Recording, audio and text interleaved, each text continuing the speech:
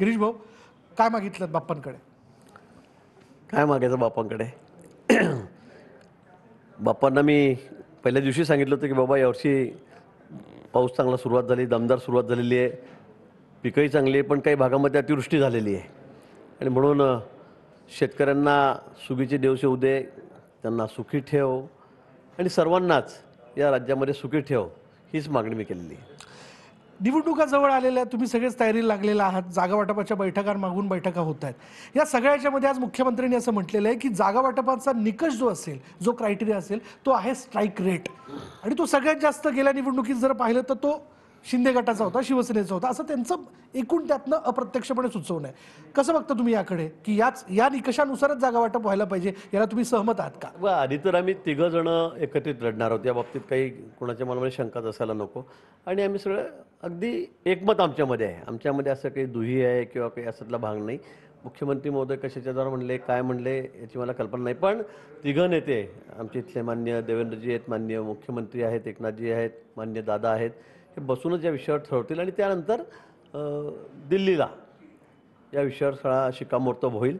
त्यामुळे आता मला असं वाटतं की एकनाथजी काय म्हणले, देवेंद्रजी काय म्हणले, अजितदादा काय म्हणले, यापेक्षा आम्ही एकमतानंच या ठिकाणी या विषयावर बोलू आणि माननीय आमचे नड्डाजी आहेत, राष्ट्रीय अध्यक्ष माननीय अमितभाई आहेत, हे या विषयावरच मला वाटतं शिक्कामोर्तब करतील. गेल्या निवडणुकीत, लोकसभेच्या निवडणुकीपूर्वी अमित शहांनीच म्हटलं होतं की यंदा राहू देत, पुढल्या याच्यात आपण बघू, तर तेव्हा शिंदे गटाने झुकतं घेतलेलं होतं. यावेळी ते जास्त जागा मागण्याची दाट शक्यता आहे, मग त्याची भाजपला तयारी असेल का? मला वाटतं की या बाबतीमध्ये चर्चा सुरू झालेल्या आहेत. अंतिम टप्प्यामध्ये आता मला असं वाटतं की बोलणे आलेले आहे. जे आमचे वरिष्ठ नेते आहेत, तिघही नेते राज्यातले आहेत, ते बोलत आहेत. वरिष्ठांची दिल्लीचे आमचे नेते आहेत भाजपचे, त्यांच्याशी चर्चा करत आहेत. मला वाटतं की फार ताणाताणी या ठिकाणी तर राहिलेली नाही. मला वाटतं लवकरच हा सगळा प्रश्न मिटेल. हा म्हणजे प्रश्न नाही आहे, पण जागा वाटपाचा जो प्रश्न आहे तो त्या ठिकाणी मिटेल आणि आम्ही अगदी एकमताने, एक दिलाने आम्ही सगळे सोबत आहोत आणि पूर्ण ताकदीने आम्ही विधानसभा निवडणूक लढणार आहोत आणि आपल्याला मी खात्री देईल, अगदी विश्वासाने सांगेल की वेळेला खूप मोठं मताधिक्य आम्हाला महायुतीला या ठिकाणी यावेळेला मिळेल.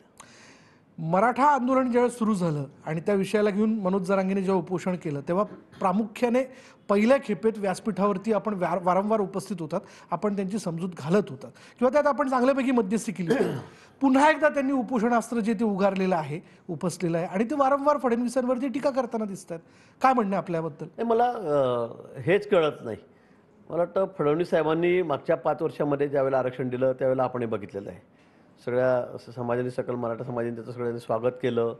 मग नंतर काही समोरची मंडळी कोर्टामध्ये गेलेत, माननीय उच्च न्यायालयानेपर्यंत आम्ही त्या ठिकाणी ते टिकवलं. सुप्रीम कोर्टामध्ये गेल्यावर त्यावेळेला सरकार उद्धवजींचं होतं, ठाकरेंचं होतं. त्यामुळे काय आता काय कमी झालं, जास्त झालं हा विचार त्यावेळेला करायचं सरकारला बऱ्याच त्याच्या वेळेला त्या विषयावर बऱ्याच वेळा चर्चा झालेली आहे. पण मला असं वाटतं की आता एकनाथजी मुख्यमंत्री झाल्यानंतर आमचे प्रामाणिक हेतू आहे.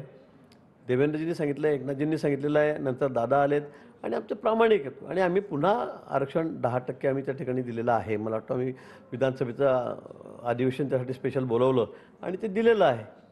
मला वाटतं पण या बाबतीमध्ये फक्त मग देवेंद्रजींनाच टार्गेट करावं मला हे समजत नाही आहे, हे मला कळत नाही आहे. म्हणजे देवेंद्रजीच थांबवत आहेत, तेच आडकाठी करतायत. ज्या देवेंद्रजींनी मागच्या 5 वर्षाच्या काळात मुख्यमंत्री असताना हे अतिशय ताकदीने आरक्षण दिलं, आपल्याला कल्पना या विषयाची सर्वांनाच माहिती आहे. पण आता मग मात्र अचानक ते कसे काय एकदम विरोधक झाले, कसे काय विरोधी झाले आणि म्हणून मला वाटतं हे कशासाठी चाललं आहे, हे का चाललं आहे? आता मग म्हणायचं असेल तर मग आता मुख्यमंत्री राज्याचे सर्व आहेत. आता मुख्यमंत्र्यांनी जर सांगितलं, ठरवलं का त्यांनी ठरवलेलं, त्यांनी शपथच घेतली महाराजांच्या फोटोसमोर, प्रतिमेसमोर, पुतळ्यासमोर, भर सभेमध्ये घेतलेली आहे. आमचा प्रामाणिक हेतू आहे, त्यांचाही प्रामाणिक हेतू आहे. पण मग एकटे देवेंद्रजीच कसे काय त्या ठिकाणी विलन, कसे काय तेच विरोधक होतात, मला हे कळत नाही आहे. हे नवडणारा कोड आहे भाऊ. यात प्रॉम्प्टर कोणी वेगळा आहे का असं तुम्हाला वाटतं का? मग मला तेच वाटतंय की मला समजत नाही आहे. मग याच्यामध्ये फक्त एकटे देवेंद्रजी अडवत आहेत, म्हणजे मुख्यमंत्र्यांचं सुद्धा देवेंद्रजी ऐकत नाहीत का? माझा प्रश्न तर असा आहे. मुख्यमंत्र्यांनी ज्यावेळेला शपथ घेतलेली शिवाजी महाराजांच्या प्रतिमेसमोर, एवढ्या लोकांसमोर, बरोबर देणार आहेत, पण वारंवार देवेंद्रजींना टार्गेट करायचं, हे व्हिलन आहेत, हे देत नाही, हे होऊ देत नाही, म्हणजे हा हा कुठला विषय मला तर कळालाच नाही आजपर्यंत. असं कसं होऊ शकतं? भुजबळांनी मध्यंतरी याबद्दलचं वक्तव्य की त्यांनी त्यांनी केलं असं त्यांनी असं म्हटलं की जेव्हा लाठीचार्ज झाला तेव्हा त्या रात्री मनोज जरांगे तिथून निघून गेले होते, तेव्हा त्यांना राजेश टोपे आणि आणखीन एक राष्ट्रवादीचे नेते रोहित पवार यांनी त्यांना तिथे ओढून आणलं. हे कितपत सत्य आहे, कितपत खरं आहे? आता भुजबळ साहेब सांगतात तर त्याच्यामध्ये काही सत्यता असेल. त्यावेळेला तशी चर्चा होती. कारण मी दुसऱ्या तिसऱ्या दिवशी लगेच गेलो होतो त्या ठिकाणी. मी 4 वेळा गेलो, 5 वेळा गेलो त्या ठिकाणी. मला वाटतं भुजबळ साहेब म्हणतात त्याच्याकडे की माहिती असेल, त्या आधारावर ते बोलले असतील. मग या सगळ्या घडामोडी जर लक्षात घेतला आणि त्याचा जर क्रम लावला तर कोण कोणाचा माणूस आहे? आता हे सांगणं कठीण आहे, पण ते कळतंय.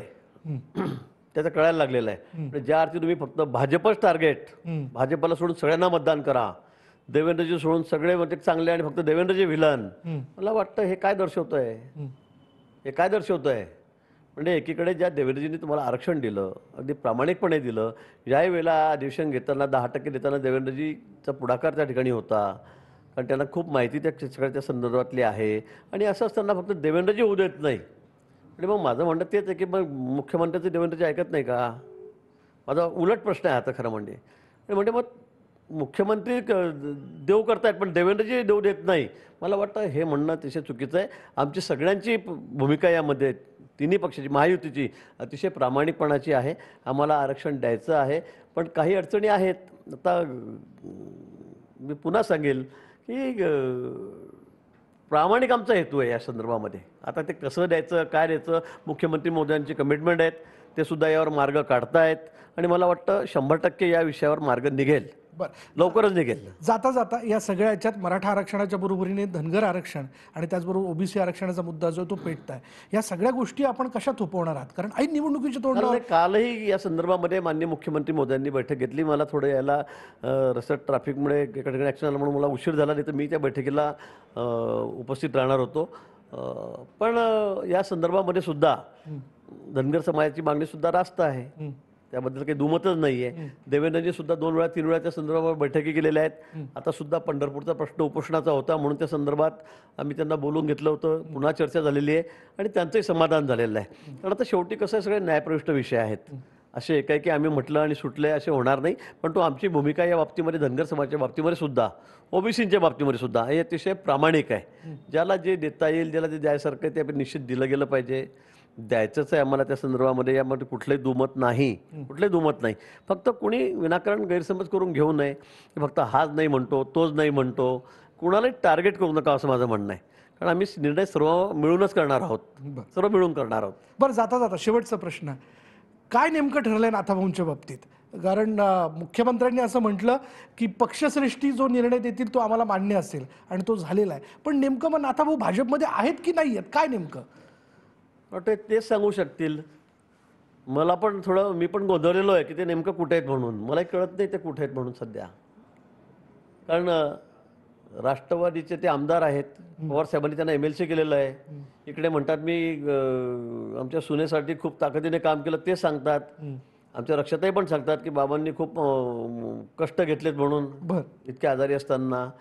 आणि मग तुम्ही राष्ट्रवादीचे आमदारात म्हणतात, इकडे काम BJPचं करतायत, आता पुन्हा म्हणतायत मी BJPमध्ये जातोय, 4-5 दिवसात अल्टिमेटम देत आहेत, आता परत सांगतायत मी राष्ट्रवादीचं काम करतोय, त्यांचं सरकार येईल. मला वाटतं खूप गोंधळलेले आहेत ते सध्या, त्यांनाच कळत नाही. काहीतरी कारणामुळे मग मी तिकडे भाजपमध्ये प्रवेश करणार होतो, माझ्या काही अडचणी होत्या, तरी काय होत्या काय नाही सगळ्यांना माहिती आहे, काय अडचणी होत्या काय नाही, त्याबद्दल न बोललेलंच बरं. पण सध्या ते गोंधळलेले आहेत, त्यांचं दोन्हीकडे पाय, इकडे तिकडे तिकडे इकडे दोन्हीकडे, आणि म्हणून ते गोंधळलेल्या परिस्थितीमध्ये आता काही बोलतायत. परवा माझ्या कट्ट्यावर तर त्यांनी अतिशय तोल सोडलेला होता. मला असं वाटतं मलाही खूप बोलता येईल, पण मी तितक्या खालच्या पातळीवर जाऊ शकत नाही. पण त्यांनी पातळीच सोडलेली आहे मला असं वाटतं आता सध्या, म्हणून मला त्या विषयावर काही फार बोलायचं नाही. पक्षश्रेष्ठी जो निर्णय घेतील तो घेतील. आता ते म्हणतात माझ्या गळ्यात रुमाल टाकलेला आहे, त्याचे फोटोच बाहेर येत नाही. आता काय बोला या विषयावर? आता ते काही सगळ्यात म्हणजे ज्येष्ठ नेते ते राज्यातले मोठे नेते सिनियर आहेत, बरोबर. ते असं म्हणतात माझ्या गळ्यात रुमाल टाकला पण फोटो बाहेर येत नाही. आता कसं काय बोलावं या विषयावर मलाही कळत नाही आहे. आणि एखादा नेता असं म्हणू शकतो का? किंवा असं म्हणू शकतो का? आणि तुम्ही जाहीर स्टेटमेंट देता आम्ही भाजपचं काम जोरात केलं म्हणून, रक्षा खडसेंना मी निवडून आणलं म्हणून. तुम्ही मोठा एमएलसीचे आमदार असताना आणि तिकडे पवार साहेब म्हणतात की तुम्ही राजीनामा देऊ नका, तुम्ही तसेच राहा, काम कुणाचंही करा, कुठल्याही पक्षाचं करा, भाजपचं करा. म्हणजे ते हेही सांगतात की पवार साहेबांनी मला राजीनामा द्यायला नाही सांगितलं, पण काम भाजपचं कर म्हणून सांगितलंय का? पण ते करतायत. असं काही मिलीजुली त्यांचं चाललेलं आहे.